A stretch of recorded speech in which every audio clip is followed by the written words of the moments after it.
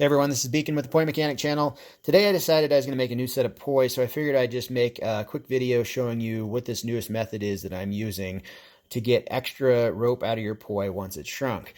I'm outdoors a lot, and the dirt gets in my fibers, and any synthetic fiber is going to do this. The dirt will get in there, the fibers will swell up, and the rope will shrink.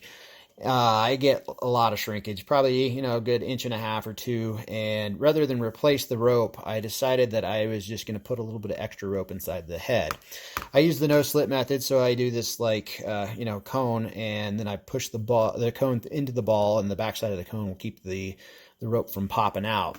I'm now putting an extra cone on my rope, and then I'll lube this whole thing up, stick both cones through. Once this is shrunk up to the maximum, I'll then pull this cone out up to this cone, take the tape off, cut the washer off, and then, now I have the perfect length that hopefully won't shrink anymore.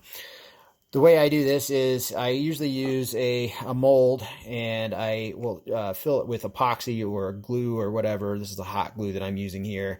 And then I'll stick this washer all the way down, and the washer will actually go into this first lip right here. But since now I want the washer to be the same width as this cone, what I'll do is I'll just put an excess amount of epoxy in there or whatever, push this down over it, and it'll just squeeze it out. This stuff will peel off pretty easy after you do that. Pull this off, and now you got to detach the washer from the cone, and it's going to come off pretty easy whether you use like the DevCon Home epoxy or this hot glue. You just need to get something in between there. I'll use a little razor blade just to break the contact, and then it should come off. I'll pull this down to the maximum shrinkage area, and then I'll start using a slick tape. I use electrical tape, and I make sure it's nice and tight, wrap it around, and then I want to build it up to kind of make this taper here. So I'll kind of twist the electrical tape to like a rope, and then I'll wrap it around it a few times and flatten the tape out and then go over it. I take the tape a little past the edge of the washer here, and pull it really tight, and that will give it a smoother edge. And you want this because you don't want your ball to split. This is a a flow on fire head, and these are a heavier duty head, and so I don't really have the issue with them splitting much. But if you're using something like a non-UV Mr. Babosh, you're probably going to have issues with it splitting. If you're doing the holes yourself, I recommend something called I think it's called a Brad point bit, and that will drill the absolute perfect hole with, no nicks in the edges. If you're using a regular drill bit, I've seen it happen a lot where it'll get this nick, and then when you're trying to push this through or pull it out, it'll split the ball. I recommend heating this up somehow if you can, like hitting it with a heat gun or putting it under hot water, or even leaving it up out in the sun a little bit. That will make the ball a little bit more malleable, so it'll pull out easier.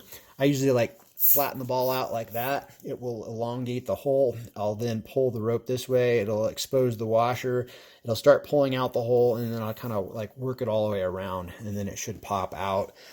If you've lubed this up good, like I use a chapstick on it, and then I'll put a little bit of chapstick on the back side here.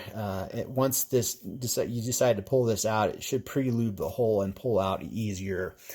And anyways, then just take the tape off. I use a little bit of clippers, like wire cutters or whatever, and this cuts really easy. You can get these nylon washers at Ace Hardware. They're in the little pull-out drawers. They're kind of hard to find sometimes in the store, but most stores have them. There's going to be a new option on the market that will allow you to put cones on your rope, whatever rope you choose. So if you can find this stuff or these washers, I recommend doing this whole setup. I'm sure there's going to be something better on the market that comes out. I hope so anyways, that will kind of eliminate this problem so people can, change out their ropes easier. But in the meantime, this is what I'm using, and it's working pretty dang good. If you're having problems getting this in, I recommend using a pair of needle nose pliers, pinch on the backside of the cone, and then push in, and it'll get to the point where it's hard to really get in. And if you just give it a nice little twist, it should pop in there pretty easily. So anyways, let me know if you have any comments or questions or suggestions on how to do this better. Thanks a lot for watching, and have a good one.